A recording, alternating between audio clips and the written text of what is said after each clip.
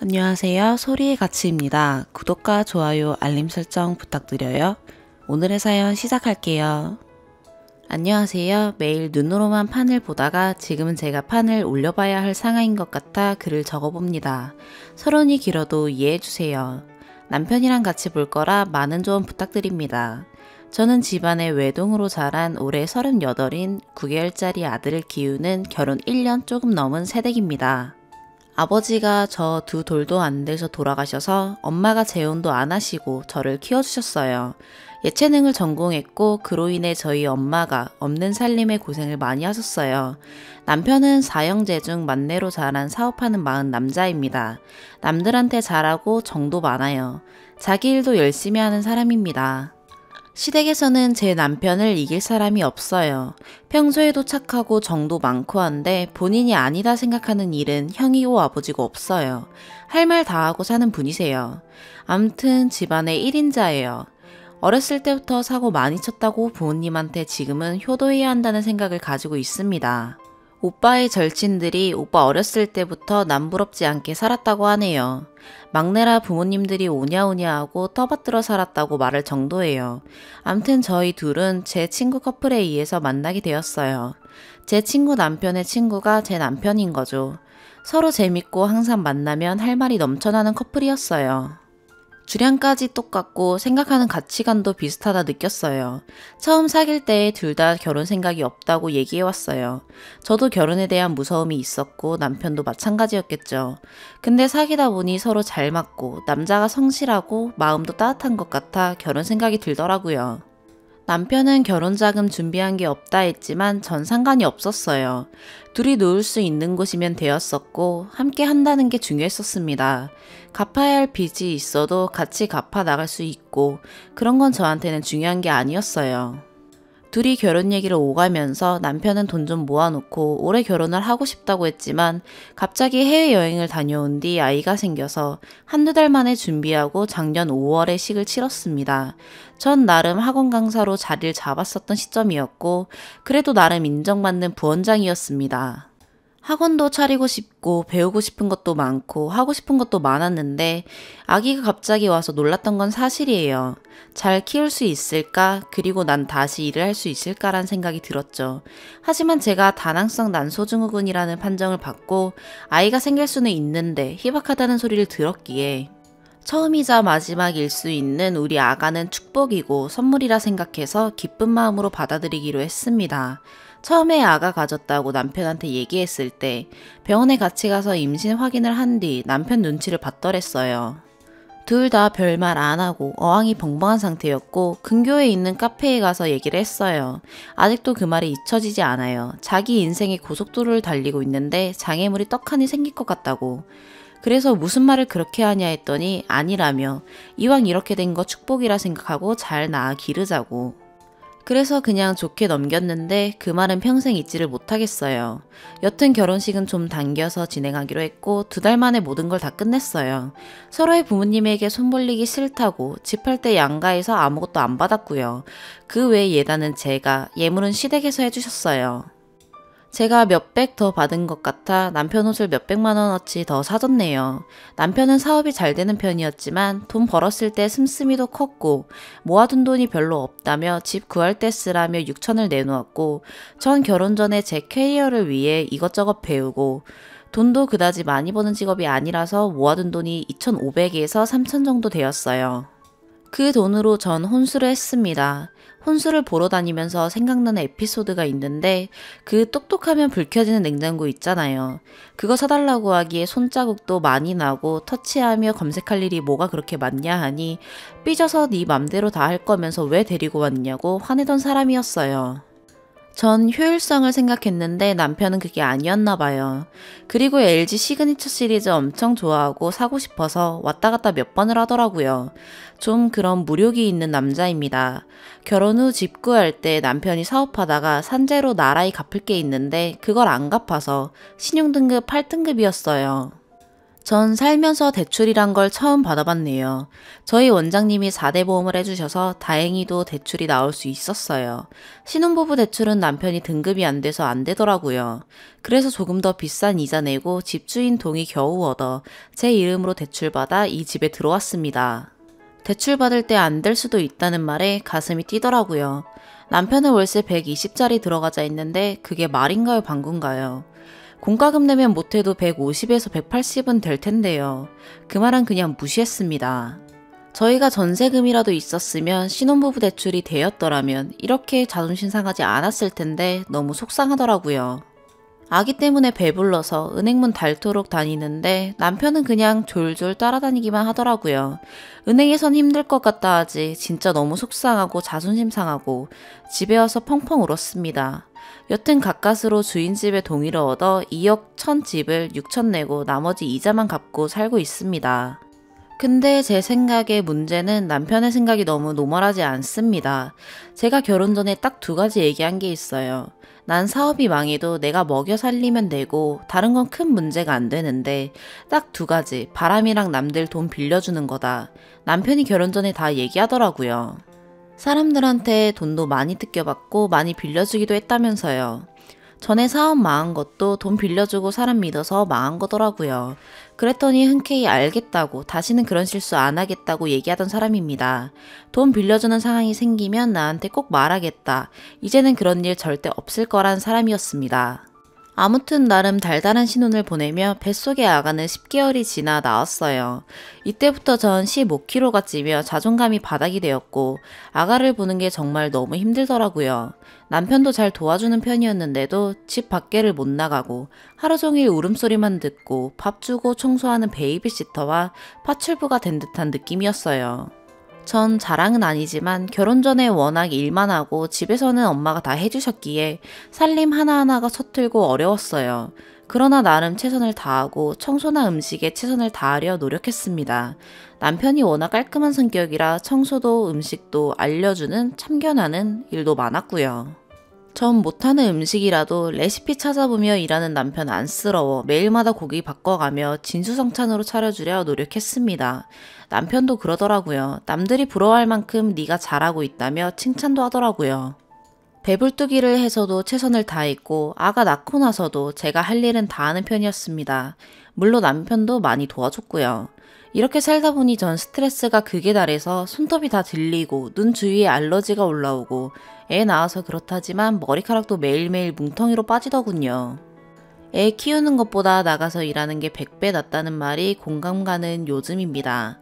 남편이 생활비 500을 줍니다. 그치만 저랑 아이보험, 집세, 공과금 다 포함하면 200, 적금 200 빼면 3명이서 100 가지고 생활합니다. 남편은 그냥 하는 말이라면서 아껴 쓰라 얘기하죠. 전 꾸미기도 좋아하고 사고 싶은 것도 많은데 혼자 벌었을 땐 적금까지 들면서 여행 가고 먹고 싶은 거 먹고 사고 싶은 거 샀는데 100 받으며 생활하는 게 가끔 숨이 막힙니다. 뭐 하나 살 때 남편 눈치도 보고요. 근데 남편은 나 같은 남자가 어딨냐며 500 준다고 얘기를 하죠. 집은 언제 살 거냐, 집 살 때 돈 모아야 하지 않겠느냐 라고 하니 알아서 모으랍니다. 그래서 전 적금을 붓는 거고요. 근데 여기서 포인트는 남편이 버는 돈을 공개를 안 한다는 거예요. 남편이 택배 인력 사업을 하는데 3군데를 나눠서 하고 있어요. 예전에는 1200에서 1500 정도 버는 걸로 대충 눈치를 채고 있었는데 요즘은 사업체가 하나 더 늘어서 2000 정도 버는 듯 합니다. 근데 인건비 주고 기름값 하고 뭐 하면 남는 게 없다 이래요. 저한테는 매일 돈이 없다 해요. 그래놓고 제가 불멍을 좋아한다니깐 힐링해준답시고 주위 아는 형 말 듣고 캠핑 장비를 400만원어치 사고 다 너랑 아가를 위한 거다 래요. 전 몇만원짜리 원터치 텐트도 좋은데 말이죠. 저한텐 상의가 아니라 통보입니다. 나 이거 살 건데 이 디자인이 좋아, 이 색이 좋아? 이렇게 물어요. 그럴 때마다 너도 스트레스 많이 받겠지 하고 대충 기분 맞춰줍니다. 그 후엔 자존감이 내려가죠. 레고 장식한다고 마이 뮤지엄을 120만원 주고 사더라고요. 돈이 없다 해놓고 그 돈은 어디서 났냐니깐 캠핑 장비랑 장식장은 할부로 끊었다네요. 전 그 말을 또 믿었습니다. 며칠 전 얘기하다 나왔는데 할부 안 하고 전에 현금 주고 샀다 하더라고요. 기가 찼습니다. 저한텐 돈 없다고 하더니 이해가 안 가더라고요. 그래서 버는 돈 다 달라고 얘기 안 할 테니 얼마 버는지 얘기해 달라고 하니 목에 칼이 들어와도 못하겠다고 합니다. 자기도 얼마나 스트레스가 많은지 아냐며, 왜 집 밖에 못 나가는 거 자기한테 스트레스 푸냐며 네가 더 힘드냐며 소리 지르고 주먹으로 식탁을 쾅쾅 치더니 애가 놀래서 우니까 애한테 조용히 하라고 하면서 소리를 칩니다. 솔직히 제가 아는 남편인가 싶더라고요. 제가 보기엔 남편이 일에 스트레스가 많아 저한테 푸는 것 같더라고요. 그래놓고 본인은 스트레스가 많아 장바구니에 담아놓고 사는 거랍니다. 그럼 저는요? 전 스트레스가 없나요? 그리고 내 돈 내가 버는데 무슨 상관이냐는 식으로 얘기해요. 난 꿈이 있었는데 결혼 후 그 꿈을 저버려야 하냐면서요. 언젠간 내가 사고 싶은 거 다 사고 말 거란 얘기만 합니다. 근데 그 꿈이 항상 뭘 가지고 싶고 사는 겁니다. 그럼 저는요? 제 꿈은 너무나 많았는데 전 뭔가요? 결혼하면 여자는 다 이래야 하는 건가요? 남편은 그러면서 제가 맨날 돈돈거린다고 해요. 스트레스 받게 한다고. 어제는 얘기하다가 내가 너 샤넬백 사줄 테니 너는 나한테 롤렉스 사놓으라고. 내가 돈도 못 벌고 일주일에 한 번, 한 타임 레슨 하는데 어떻게 너를 롤렉스를 사주냐 했더니 그럼 너도 바라지 말라네요. 1시간 30분 수업에 4만원. 3회, 달에 12만원 커피값 봅니다. 그것도 평일에는 남편 일하고 애 봐줄 사람이 없어 집에만 갇혀있고 남편 토요일에 쉴 때 아침 일찍 나갔다 옵니다. 엄청 눈치 보여요. 저도 돈 버는데 남자는 왜 돈을 번다는 이유 하나만으로 여자한테 다 해주고 자긴 못 받아야 하는 거냐며. 결혼 전에 저보고 가슴술 시켜준다는 얘기를 약속했었는데 요즘 이것저것 현금 주고 사고 그러길래 여유가 있는 듯 보여 그 얘기를 하니까 저럽니다. 모유 수유하니 가뜩이나 없던 가슴이 등짝에 다 붙더라고요. 차 사고 뭐 사고 뭐 사고 남편은 거의 9천을 썼는데 전 결혼 전 약속한 가슴술 얘기도 못 꺼내나요? 기동성이 있어야 한다고 중고차 사준다고 얘기하더라고요. 제가 장롱면허인데 본인이 여기에 없고 서울에 있을 때 애기랑 이곳저곳 다녀야 하지 않겠냐. 그래놓고 화날 때면 왜 남자만 사줘야 하냐는 식이에요. 본인이 사준다고 해놓고 참나 어이가 없더라고요. 그래놓고 본인은 스트레스 받아서 장바구니에 담아놓고 다 사면서 말이죠. 여자는 살림하고 애 보고 하는 게 당연하다 생각해요. 차 이야기도 있네요. 1억 5천이라고 쓸게요. 포르쉐 이번 연도에 새로 나온 차를 작년 말부터 얘기를 하더니 올해 초 저 몰래 예약하고 왔어요. 지금 상황에 집도 없는데 너무한 거 아니냐 했더니 자기의 29살부터의 드림카였다네요. 진짜 답이 안 나오더라고요. 시댁 부모님께도 사실을 알려드렸지만 처음에는 막내라 저런다 어떡하냐 개념이 없다 말씀하시더니 나중에는 그래도 운전 많이 하고 드림카였다니 어떡하냐 네가 그냥 인정하고 넘어가란 식이셨네요. 얼마 넣고 할부할 거냐 했더니 7천을 넣는다고 하더라고요. 그 돈이 어디서 나냐 했더니 회사 돈 빼서 넣고 나머지 48개월 할부한다 하더라고요. 저도 지칠 만큼 지치고 절대 차는 포기 못한다는 사람이어서 그냥 이해해주기로 했습니다. 갚을 수 있으니 저러겠지 하고요. 근데 일주일 전 일이 또 터졌죠. 본인 입으로 얘기하다가 나왔는데 알고 보니 그 7천 결혼 전에 저 몰래 모아둔 돈이라 하더라고요. 저한테 6천만 원 줘놓고 몰래 가지고 있었대요. 그 차 사려고. 결혼 전에 모아둔 돈이 뭐라 잔소리하지 말라네요. 그래도 나랑 같이 살고 내가 와이프면 그런 거 얘기하고 상의해야 하는 거 아니냐 했더니 내 돈 내가 모아서 드림카 산다는데 뭔 상관이고 너한테 왜 얘기를 해야 하냐는 식입니다. 그래서 결혼 전 7천은 그렇다 치고 나머지 8천은 결혼하고 둘이 갚아 나가야 하는 돈인데 나한테 당연히 얘기해야 하는 거 아니냐 했더니 이해가 안 된다고 차 얘긴 꺼내지 말라 하네요. 그래놓고 너도 네가 하고 싶은 거 있으면 나가는 거 안 붙잡을 테니 나가서 돈 벌고 사고 싶은 거 사래요. 이게 무슨 남편인가요? 돈 빌려주는 것도 저 몰래 2천 빌려줬다가 본인 입으로 또 다 얘기 나와서 한판 했었죠. 비즈니스로 아는 형한테 빌려준 거랍니다. 그 돈 해주고 처음에는 못 받니 어쩌니 했는데 이젠 300 더 받았다며 이건 남는 장사 아니냐며 오히려 저한테 큰 소리를 칩니다. 진짜 철이 없다지만 너무 없습니다. 싸울 때마다 이혼식으로 얘기 꺼내고 싸우면 일단 자리를 피하려 합니다. 문제 해결할 때도 본인이 잘못했건 제가 잘못했건 먼저 절대 풀어주지 않습니다. 애한테는 너무 잘하는 아빠고 저한테도 잘하는 편인데 가부장적인 게 깔려 있으면서도 돈적인 문제는 남녀 평등을 외치는 그런 사람이지요. 예전보다 많이 안 쓴다 하는데 전 도대체 뭘 안 쓰고 지냈는지 모르겠습니다. 결혼 전에 어떻게 살았길래 결혼 전처럼 쓰면 더 난리 나겠다는 말을 저한테 하죠? 진짜 이러다 병 나겠습니다. 어떻게 하는 게 나을까요? 이혼은 정말 하고 싶지 않아요. 이 세 식구 지키고 우리 아들도 지키고 싶네요.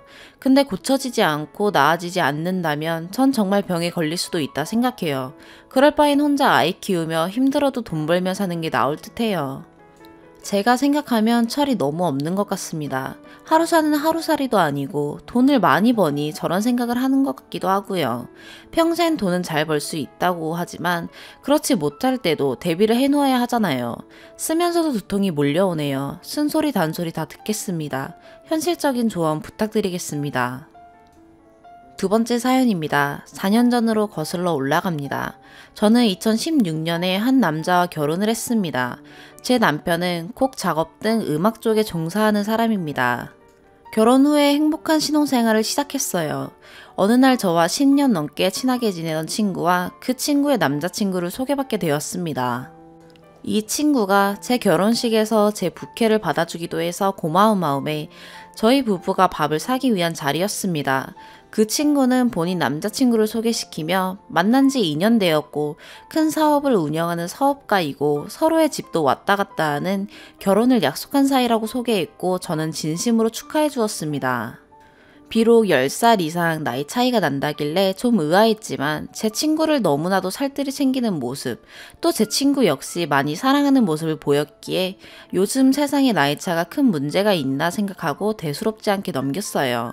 그렇게 우리 넷은 가까워졌고 수시로 자리를 만들어 식사를 하는 등 같이 해외여행을 가기도 했습니다. 여행 중에도 저희에게 아주 비싼 저녁 식사를 사고 고가의 술을 선물하는 등 씀씀이가 컸기에 제가 저희 신랑에게 같이 다닐 때 우리도 저만큼 비용을 부담해야 하는데 고마운 부분도 있지만 조금 부담스럽다고 말한 적이 있을 정도였어요. 그렇게 부부와 커플, 저희 넷이 잘 지내고 있던 어느 날 신랑이 친구 A, 그냥 형이라고 칭할게요. 형이 남자끼리 술을 한잔 하자고 했다며 나가더라고요. 장소가 어디냐고 물으니 아무 술집이나 정해서 말해달라고 했다더군요. 그 형은 태어나서 포장마차나 선술집을 가본 적이 없다고 합니다. 어쨌든 신랑이 정한 이자카야를 다녀온 후 사건이 시작됩니다. 형이 조만간 아주 큰 엔터테인먼트를 인수할 계획이 있었는데 함께 일을 해줬으면 한다고요. 그 엔터테인먼트라는 곳은 이름만 대면 누구나 알만한 아주 많은 아티스트들이 소속된 대형 기획사입니다. 지갑에 5만원짜리 현금 다발을 가방이 터질 만큼 채워다니고 비행기는 1등석이 아니면 안 타고 골프 회원권만 몇 개씩 있는 항상 비싼 차의 기사를 데리고 다니는 능력 있는 사업가. 저의 남편 눈에는 어떻게 보였을까요? 어쨌든 그 얘기를 듣고 갑자기 여자만 느낄 수 있다는 아주 안 좋은 촉이 옵니다. 바로 물었어요. 그래서 뭘 어떻게 해야 하는데? 돈이 필요하다더군요. 지분이 있어야 직함을 지킬 수 있는 명분이 있다. 뭐 그런 거였죠. 다만 4개월 안에 돌려준다고 합니다. 반대하는 저와 이미 머릿속에 온통 그 생각밖에 없는 남편은 갈등이 시작됩니다. 제가 그럼 내 친구와 상의해보겠다라고 말하니 형이 절대 말하지 말라고 하더군요. 어쩔 수 없이 계약서를 썼습니다. 있는 돈 없는 돈 1억 5천을 박박 긁어서 신랑에게 건넸어요. 네, 제가 남편 출세에 눈이 멀어 미쳤었어요. 욕해주세요. 심지어 누가 사기 당했다고 하면 너무 멍청한 거 아니냐고 혀를 차곤 했지요.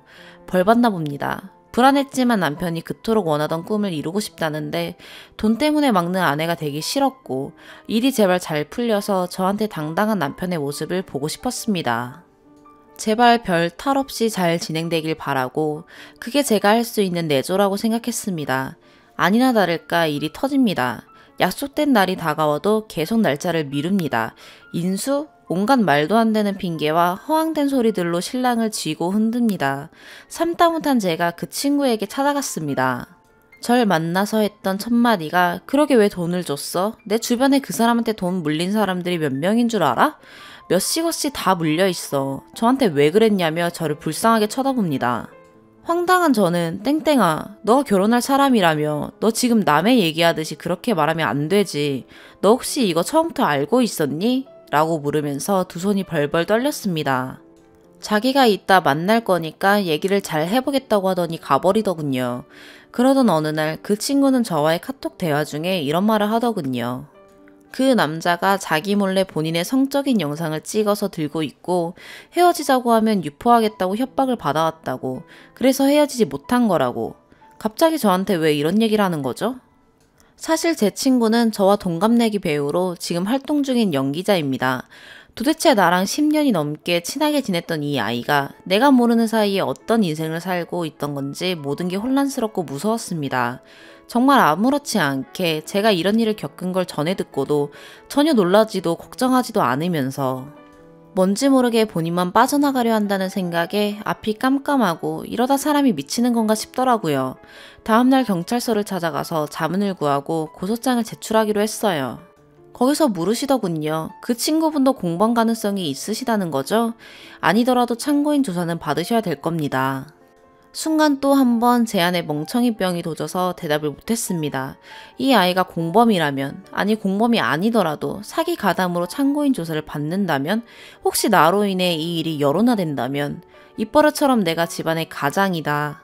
우리 아버지가 지병으로 아프시다며 본인 어머니가 운영하는 아주 작은 전집에서 얼굴도 알려진 아이가 모자를 눌러쓰고 전을 굽던 모습이 떠오르니 순간 이러지도 저러지도 못하고 일단 그 남자만 사기죄로 고소하기로 했습니다. 나중에 저 모르게 신랑이 연락해 통화한 사실을 들었습니다. 자기가 어떻게 도우면 되겠냐고, 그리고 그 사기꾼을 같이 설득해달란 말에 면회를 같이 다녀온 것도 알게 됐습니다. 결과는 똑같았고 그 후로 이 친구는 어떠한 노력도 연락도 하지 않았습니다. 그리고 새로운 사실을 알게 됩니다. 제 친구가 결혼을 약속했다던 이 남자, 애가 셋 있는 유부남이랍니다. 이미 전과자로 초범도 아니더군요. 어떻게 10년 넘게 친하게 지낸 나한테 내 결혼식에 부케를 받아간 이 아이가 자기 유부남 애인을 저에게 또 제 남편에게 소개를 시키고 난 그것도 모르고 같이 여행을 다니고 소름이 끼칩니다. 3년 반이라는 시간 동안 제 결혼 생활은 말 그대로 엉망진창이었고 사람에 대한 배신감에 치를 떨어야 했습니다. 결혼 생활 5개월 만에 정말 끝나버릴 것 같은 관계를 꾹 쥐고 끊임없이 노력해서 가정을 지켰지만 다시 그때로 돌아간다면 제가 어떤 선택을 할지 저도 모를 만큼 너무도 괴롭고 힘든 시간을 보냈어요. 태어나 처음으로 빚을 지고 한여름에 남의 고깃집에서 서빙 일을 하며 울기도 많이 울었습니다. 오늘 6월 11일은 드디어 이 지긋지긋한 사건의 마지막 공판날이었습니다.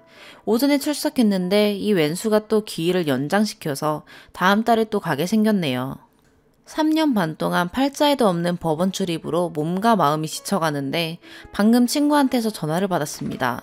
너 기사 봤어? 걔 결혼한다고 기사 났어.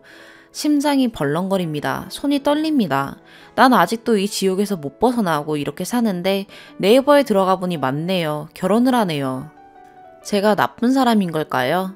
제가 혼자 이 모든 걸 감당하고 괴로울 동안 그 친구는 구치소에 애는 버리고 새로운 남자를 만나 연애를 하고 결혼을 준비 중이었군요. 정말 너무 받아들이기 힘들고 기가 막힙니다. 저는 도대체 어떻게 이 사실을 받아들이고 앞으로도 제 의지와 상관없이 화면에 나오는 이 아이를 보면서 살아갈 수가 있을지. 정말 이 긴 고통이 끝날 것 같지 않아서 너무 괴롭습니다. 또한 이런 모든 과거를 모르고 결혼하게 될 그 예비 신랑, 너무 여러 사람에게 못할 짓을 하고 있는 이 아이를 어떻게 해야 하죠? 하루하루 인간 안에 악마와 천사가 공존함을 뼈저리게 느낍니다. 추가. 나한테는 연락 한 통 없이 오늘 어떤 사람 시켜서 내 남편한테 전화를 했더라? 아니 너 내 전화번호 몰라? 전화해서 처음부터 반말하면서 나 무서운 사람이야. 내가 누군지 언젠간 알게 될 거라며 글 내리고 원래대로 돌려놓으라고 윽박 지르면서 무고죄로 고소를 한다고 했는데 혹시 네 남편 될 사람이니? 아니 지금 세상이 어느 세상인데 우리 신랑이 종일 화가 나서 일을 할 수가 없대. 내가 화가 나서 난리가 났을 때도 우리 신랑이 너한테 어떻게 했는데 너 제정신이야? 똑똑히 녹음해놨어. 앞으로 내가 무고죄가 될지 아님 누군가가 협박죄가 될지 우리 같이 지켜보자. 절대 잘못한 건 없지만 얼른 글을 내려라? 왜? 이거 네 얘기야? 인정해? 생각이 짧은 거니? 아닌 급한 거니? 인성 탓을 해야 할지 상한 탓을 해야 할지 오늘 아침에 신랑이 나가면서 너 마음 충분히 이해하지만 너는 똑같은 사람이 되지 않았으면 좋겠다고 말하고 나가서 고민이 많았었는데 아니? 넌 도저히 안 되겠다. 두 번째 추가. 댓글 중에 일확천금을 노리고 투자한 게 아니냐는 글을 읽었는데 말씀드리자면 제가 건넨 그 돈은 투자 목적의 돈은 아니었어요. 흔히 말하는 투자란 말 그대로 돈을 투자해 더 많은 수입을 기대하는 일이어서 그 사업이 망하거나 잘못됐을 때 돈을 돌려받거나 책임을 물을 수도 없단 걸 알았기에 무조건 돈을 예치하라는 말에 전 아무런 서류 없이 돈을 빌려줄 수 없다라고 말했고 계약 전에도 정확한 금전 소비 대차 서류를 만들어 와달라고 요구했어요. 도장을 찍기 전에 남편과 동행해서 만남을 가졌고 어떠한 일로 왜 이 계약서를 쓰는지 반환 조건과 제가 궁금한 점을 묻고 그 모든 사실을 녹음했습니다. 사실 서류와 녹취가 있었기에 고소가 가능했고요. 작정하고 세운 계획에 제가 빠져나갈 구멍은 없었습니다. 지금 그 피의자가 제 사건 말고도 몇 개의 혐의로 복역 중인데 그 중에 제 피해 금액이 제일 적습니다. 굳이 제가 억지를 부린다면 저보다 더 많은 연륜과 경험을 가진 사업가들이 저보다 몇 배의 금액을 사기 맞는 상황이 결국 저처럼 내세울 거 없고 경험 없는 아줌마는 그런 사람을 당해내지 못했습니다. 또 한 가지 성적인 동영상 그건 제가 말하고 싶은 전혀 다른 의도가 되어버려 저도 당황스러워요. 제 뜻은 처음부터 서로 사랑해서 앞으로 결혼을 약속했다고 소개시켜 서로 친분이 생기고 가까워졌는데 이런 일이 생기고 나니 갑자기 상대방의 강요에 의해서 억지로 만남을 가진 것처럼 말을 바꾸고 전혀 제가 알 필요도 없고 그리고 알고 싶지도 않은 사생활을 얘기하는 게 이건 또 무슨 수작이지? 하는 마음이 들어서 얘기했던 거지 그 친구의 직업이나 여자로서 수치심을 일으키려는 마음은 맨세코 절대 아니었습니다. 저한테는 그 친구는 그냥 저와는 직업이 틀린 똑같은 사람일 뿐이에요. 금전 소비 대차, 즉 정상적인 차용증을 써줬음에도 처음부터 사기가 목적이었던 어차피 갚을 의도도 없는 계약서를 쓰게 된 거예요. 그리고 또 하나, 절대 알리지 말라는 소리를 했다. 그 이유 또한 분명히 있습니다. 이 피의자가 인수 얘기를 처음 꺼냈을 때 제 친구 그리고 제 남편이 그 자리에 있었습니다. 인수하겠다는 회사에 소속된 아티스트 중 한 명이 이 친구와 가까운 사이라며 그 피의자는 본인이 인수하게 되면 퇴출을 시킬 거라는 말까지 했어요. 제 남편과 만나서 절대 알리지 마라라는 말을 했을 때도 인수하는 걸 반대한다. 그니까 지금은 알리지 말고 어차피 알게 될 거니 좀 인수 후에 본인이 말하겠다 엄청 놀랄 거다 라면서 웃었다고 하더라고요. 서프라이즈를 한다는 식의 내용이었다고 합니다. 세 번째 사연입니다. 안녕하세요. 저는 결혼 5년차 2살, 4살 아이들을 키우고 있는 엄마예요. 육아휴직 중이고 2월 복직을 앞두고 있습니다. 남편은 결혼하기 전부터 장거리 연애를 했고 결혼 후에도 서로 직장을 옮길 수도 없고 그만두기 아까워 5년 동안 주말 부부를 했습니다. 남편은 매우 성실하고 술, 흡연 안 하고 착해서 결혼했는데 임신하고 보니 복병은 시어머니였습니다. 남편은 영업일을 하고 있어서 돌아다니면서 하는 일이에요. 시어머니랑 시아버지랑 남편은 시댁에서 같이 살고 저는 경기도에서 혼자 애들 키우고 있어요. 문제는 2월에 복직 예정인데 친정엄마가 오셔서 아기를 봐주기로 했는데 남편이 친정엄마를 못 믿겠다. 우리가 애 봐주신다고 돈을 드릴 게 아니라 오히려 친정엄마한테 생활비를 받아야겠다고 말하고 친정엄마가 같이 살려면 끝까지 모시고 살아야 할 텐데 친정엄마가 살던 시골집 텃밭을 공동명의로 해달라고 하네요. 그리고 저 복직하면 생활비를 전혀 못 주겠대요. 결혼할 때 집 때문에 시어머니가 9천 빌려주셨는데 그거 갚아야 된다고요. 남편은 결혼 전에 모아둔 돈이 하나도 없었어요. 저도 모아둔 돈은 많이 없었지만 둘 다 대기업이라 대출을 받아 제가 살고 있는 경기도에 집을 샀어요. 대출은 올 제 이름으로 대출받고 퇴직금도 5천 미리 정산받았고요. 남편은 대출을 전혀 안 받고 시어머니한테 9천을 빌려와서 보탰어요. 저는 경기도에서 임신해서도 혼자 만삭, 맏달까지 일했고 주말마다 남편이 오고 그렇게 지내다 남편이 아기를 시댁에서 낳으면 안 되냐고 자기 엄마가 육아 돌봄이 해본 적이 있어서 잘한다고 말했습니다. 처음엔 아무리 그래도 시댁 가서 몸조리 하는 건 다들 아니라고 하는데 저도 그때까지만 해도 시어머니가 잘해주셨고 좋은 줄만 알았어요. 그런데 8월 초 예정이라 7월 말까지 일하고 시댁에 갔는데 시어머니 태도가 싹 바뀐 거예요. 너무 더워서 에어컨 좀 틀어주라니까 에어컨 앞에 소파에 앉아 28도로 틀어놓고 에어컨 리모컨 자기 손에 쥐고서 춥다 춥다 저 몇 번 어머님 몰래 온도도 내려보고 땀 흘리며 덥다고 계속 말했습니다. 그때마다 춥다 아니면 그냥 끄셨어요. 혼자 차에서 에어컨 틀고 몇 번 누워 있었네요. 애 낳고 시댁에서 몸조리 하는데 처음부터 모유 수유하지 말라고, 분유가 영양가가 많다며, 또 제가 복직하면 시어머니가 애기 봐야 하니까 더 엄마를 알게 하면 안 된다면서 모유 수유하는 저를 못마땅하셨습니다. 예정일보다 양수가 일찍 터지고 진통이 전혀 없어서 어쩔 수 없이 제왕절개를 했는데 자궁 유착이 되었어요. 그땐 첫 애라 수술해서 아픈 줄만 알았는데 애 낳은 지 6개월 지나도 아팠었고, 검진 받을 때 의사가 말하더라고요. 자궁 유착이 있었네요. 아팠겠다고. 시댁에서 출산휴가 3개월, 육아휴직 6개월 동안 시어머니랑 같이 있었어요. 시아버님도 전국을 다니면서 하시는 일이라 집은 한 달에 한 번 오시고, 오셔도 이틀 정도 계시다가 가셨고, 아버님은 말이 거의 없으세요.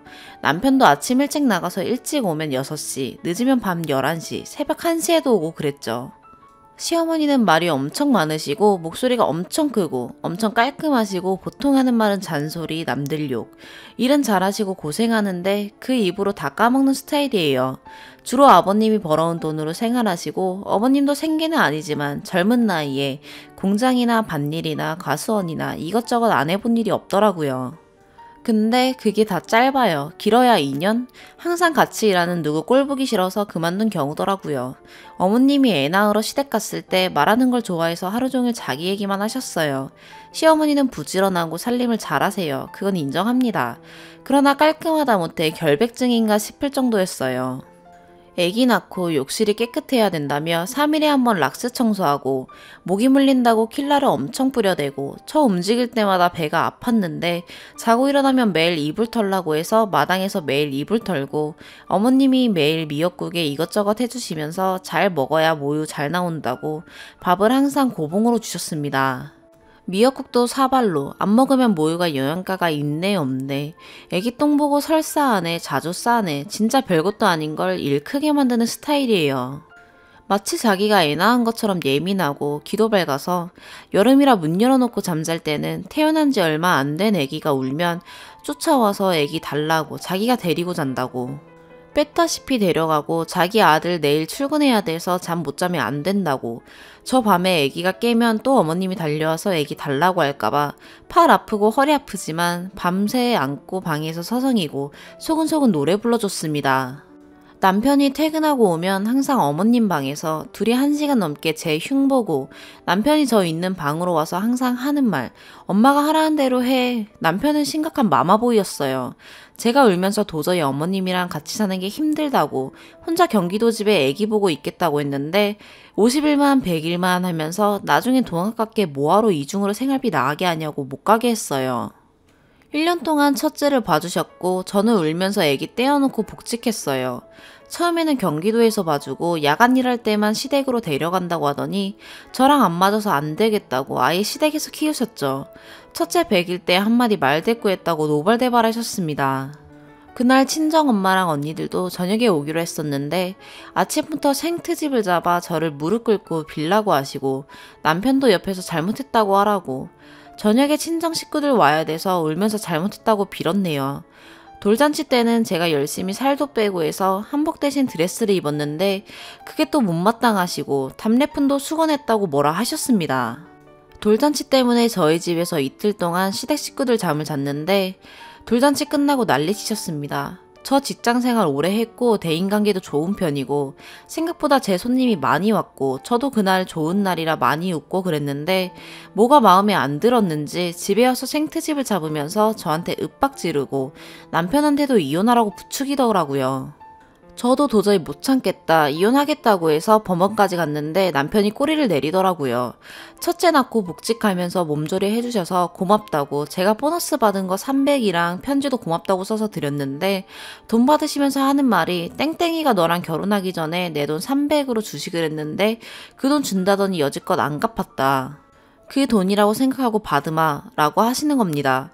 참고로 그 주식 돈은 10년 전 일입니다. 그렇게 어머니한테 첫째 맡기고 직장 생활하다가 애기가 엄마 보면 운다고 영상통화도 안 해주고, 애기 보고 싶어서 전화하면 애기한테 엄마 목소리 한번 안 들려주고, 자기 애 보느라 힘들었다고 뭐해 먹였다 자기가 할 먹인 것만 얘기하고, 그러다 둘째가 생겼는데 아이 생겼다고 말씀드리니 가짜고짜 하시는 말씀이 큰 소리로 조심 좀 하지. 둘째도 40살 때까지 교대 근무하면서 쉬는 날마다 2시간 30분 거리 운전하고 내려가서 첫째 얼굴 보고 오고, 야간 끝나고 시댁 갈 때는 저도 힘들어 잠자고 싶은데 전혀 배려도 없으셨습니다. 둘째는 경기도에서 낳기로 하고 조리원 가기로 남편이랑 얘기했어요. 36개월까지 일하고 출산휴가 썼는데 집안 청소하고 힘들었는지 36주 6일에 양수가 터져서 혼자 샤워하고 출산 가방 챙겨서 산부인과 가서 혼자 수술 동의서 사인하고 수술해서 아기 낳았어요. 양수 터져서 병원 가고 있다고 남편한테 전화하니 첫마디가 "그니까 어딜 그렇게 싸돌아다녀" 랍니다. 오늘도 못 가고 내일 저녁에 온다고 하고 언니들한테 전화해서 오라고 하라고 하면서 끊었네요. 조리원 들어가고 도우미 쓰려고 돈 모아뒀던 거 썼어요.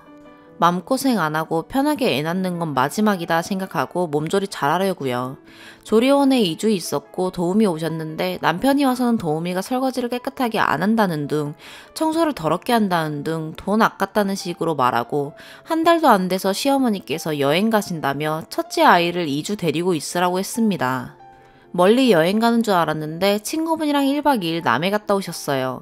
그때부터 아이 둘 제가 쭉 데리고 있었고 어머님은 항상 남편한테 세뇌시키는 "땡땡이는 애기 절대 못 봐" 하셨어요. 그래서 보란듯이 혼자 단 한 번 남편한테 힘들다고 얘기 안 하고 잘 키웠어요. 남편은 저한테 생활비 100만 원 주었고 대신 주말마다 먹을거리 사오긴 했어요. 시장은 남편이 봐왔고요. 저는 100만 원으로 대출이자 50만 원 내고 남은 50 가지고 카드값, 가스비, 전기세, 애들 어린이집, 그 외 생활에 필요한 사소한 거 제가 냈고요. 당연히 살 수 없죠. 육아휴직급여로 충당했어요. 쓰다 보니 내용이 길었네요. 어머님은 며느리 앞에서도 아버님 무시하고 흉도 보시면서 남편이 시어머니랑 같이 살면 앞으로 희망이 없을 것 같아요. 어머님은 자기 아들이 남편이자 애인이고 친구이고 아들인가 봐요. 첫째 때 호되게 당해서 어머님이 저 구박하고 무시하는 거 대부분 녹음도 해뒀어요. 남편이랑 사이가 좋을 때도 시샘하고 이간질해서 싸우게 만든 적도 많고 남편이랑 저랑 동갑인데 항상 남편한테 존댓 쓰고 위해졌어요. 아무래도 주로 전화 통화를 많이 하고 아이들도 배웠으면 하는 마음에 그렇게 했고 어머님은 아버님을 무시하지만 저는 못났던 잘났던 내 남편 받들어주고 기 살려주고 싶었는데 남편은 자기 엄마랑 마음이 똑같네요. 저 교대 근무지만 혼자 애들 키우고 먹고 살 만큼은 벌어요. 더 이상 끌려다니고 스트레스 받지 않으려고요. 남편한테 카톡이 왔어요. 남편은 집, 친권, 양육권 전부 포기한다 하더라고요. 친권, 양육권 및 아이들에 관한 모든 것 포기하는 대신 양육비 없고 아이들 안 보기로 했습니다. 그래서 제가 위에 말한 내용이 약속 잘 지키라고 양육비는 안 줘도 되고 대신 아이들을 평생 안 보는 걸로 하자 했습니다. 오늘 이혼 서류 가져왔고요. 살고 있는 집도 부동산에 우리가 들었던 것보다 3천 싸게 내놨고요. 내일 와서 남편이 결혼 전에 타고 다녔던 차를 제가 탔었는데 차 가져간다네요. 이혼 도장 찍었고요. 궁금한 건요. 합의서를 양육비 안 받겠다고 하고 합의 이혼을 하면 나중에 법적으로 정말 양육비를 받을 수 없나요? 늦은 시간 긴 글 읽어주셔서 감사합니다. 오늘의 사연 여기까지입니다. 구독과 좋아요 알림 설정 부탁드려요. 시청해주셔서 감사합니다.